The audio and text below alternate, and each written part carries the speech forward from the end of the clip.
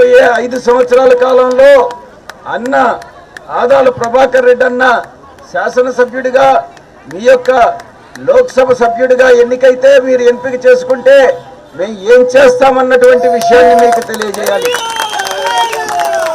ఈ విషయంలో మొట్టమొదట చేసేటటువంటిది మీ యొక్క శాసనసభ్యుడు ఏవైతే రౌడీజం చేశాడో, ఏ విధంగా రౌడీజం చేసి భూ కబ్జాలు ప్రభుత్వ భూముల్ని ఆక్రమించుకున్నాడో, ప్రైవేటు భూముల్ని ఆక్రమించుకున్నాడో వాటిని తీసి ప్రభుత్వానికి అప్పగించడం మొట్టమొదటి బాధ్యత. నెల్లూరు ప్రజలకి రౌడీజం అన్నటువంటిది నచ్చదు. మీ యొక్క ఎమ్మెల్యే శాసనసభ్యుడు ఒక చోటా రౌడీగా తయారయ్యాడు. 10 సంవత్సరాల్లో అతను ఆర్జించినటువంటి సొమ్ము లక్షల కోట్ల రూపాయలకు మించిందన్నటువంటి విషయాన్ని తెలుసుకోవాలి.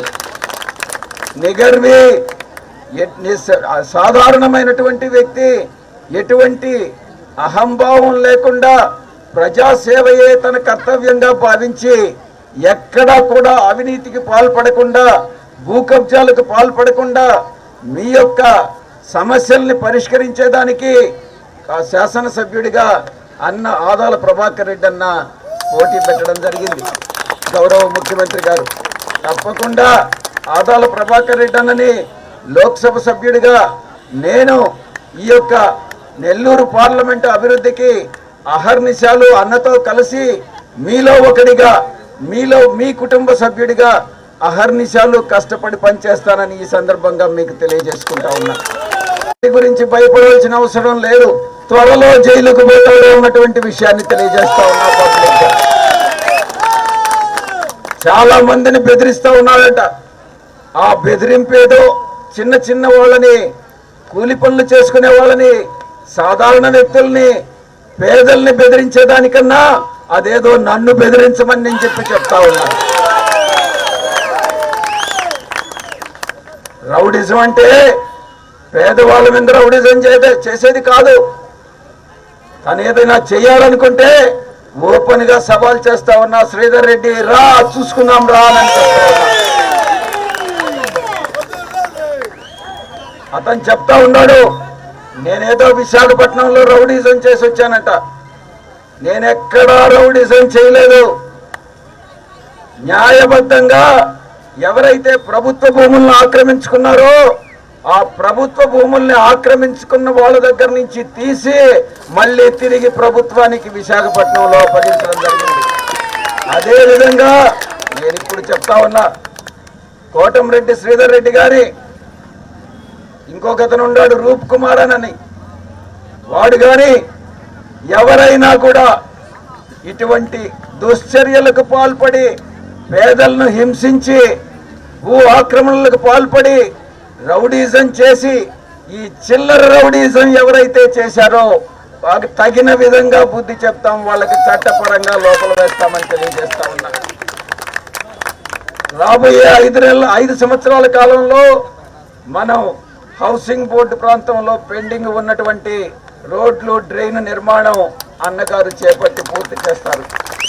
విద్యుత్ ఓవర్లోడ్ సమస్య హౌసింగ్ బోర్డు కాలనీలో ప్రస్తుతం విద్యుత్ ట్రాన్స్ఫార్మర్ల కెపాసిటీని పెంచి ఆ యొక్క సమస్యను పరిష్కరిస్తారని నేను సభాముఖంగా మీకు తెలియజేసుకుంటా ఉన్నా. రాబోయేటటువంటి ఇక హౌసింగ్ బోర్డు సెంటర్ వరకు డబుల్ రోడ్డు నిర్మాణం రాబోయే 5 సంవత్సరాల కాలంలో చేపడతామని మీకు విజ్ఞప్తి చేసుకుంటా ఉన్నా. ఇందిరమ్మ కాలనీల మురుగునీటి కాలువల డ్రైన్లు సమస్య తక్షణ పరిష్కారానికి అన్నగారు ప్రభాకర్ రెడ్డి అన్నగారు ప్రాధాన్యత ఇస్తారన్న విషయాన్ని తెలియజేస్తా ఉన్నా. హౌసింగ్ బోర్డు గొలగమూడి రోడ్లో వీధి దీపాలు ఏర్పాటు చేయిస్తామన్నటువంటి విషయాన్ని తెలియజేస్తూ, డివిజన్లో ఒక హై స్కూల్ నిర్మాణానికి 2 ఎకరాల భూమి అందుబాటులో ఉంది. పాఠశాల నిర్మాణం త్వరలో చేపడతామన్నటువంటి విషయాన్ని కూడా తెలియజేస్తా ఉన్నా. కల్లూరుపల్లి గ్రామంలో షెడ్యూల్ కులాల వారికి మళ్ళీ చెప్తా ఉన్నాను. షెడ్యూల్ కులాలంటే దళితులు, ఎస్సీలు, ఎస్టీలు. వీళ్ళకి ఒక కమ్యూనిటీ హాల్ నిర్మిస్తామన్నటువంటి విషయాన్ని కూడా తెలియజేస్తా ఉన్నా. ఒకసారి మీ అందరికీ కూడా తెలియజెప్పాలి.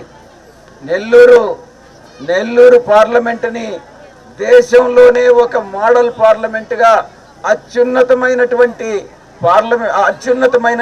పార్లమెంటు స్థానంగా అభివృద్ధిలో అన్ని దేశంలో ఉండేటటువంటి అన్ని పార్లమెంట్లో ఒక అభివృద్ధి చెందినటువంటి పార్లమెంటుగా రూపుదిద్దాలి అన్నటువంటి సంకల్పంతో నేను అన్నగారు ఇక్కడి నుంచి పోటీ చేస్తా ఉన్నాం. మీ అందరి సహకారం కోరుతా ఉన్నాం, మీ అందరి ఆశీస్సులు కోరుతా ఉన్నాం. మీ ఆశీస్సులుంటే తప్పకుండా ఏదైనా సాధించగలమన్నటువంటి విషయాన్ని తెలియజేసుకుంటా ఉన్నాం. యువతకి ప్రతి 6 నెలలకు ఒకసారి జాబ్ మేళా నిర్వహించి దేశంలో ఉండేటటువంటి ఇండస్ట్రియలిస్ట్ అందరినీ కూడా ఇక్కడ పిలిచి ఉద్యోగ అవకాశాలకి మనం కల్పిస్తాము అన్నటువంటి విషయాన్ని తెలియజేసుకుంటా ఉన్నాం. ఈ యొక్క నెల్లూరుకి మొత్తం ఆల్రౌండ్ గా మొత్తం ఔటర్ రింగ్ రోడ్డుని నిర్మిస్తామన్నటువంటి విషయాన్ని తెలియజేసుకుంటా ఉన్నాం.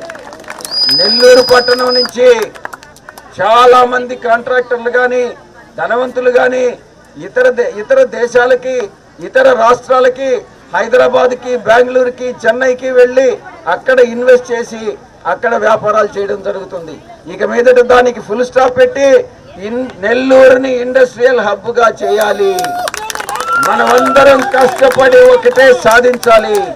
నెల్లూరుని పారిశ్రామిక రంగంలో, సేవా రంగంలో, వ్యవసాయ రంగంలో అన్ని రంగాల్లోనూ నెల్లూరుని ముందంజలో ఉండేటట్టుగా మనం చూసుకోవాలి.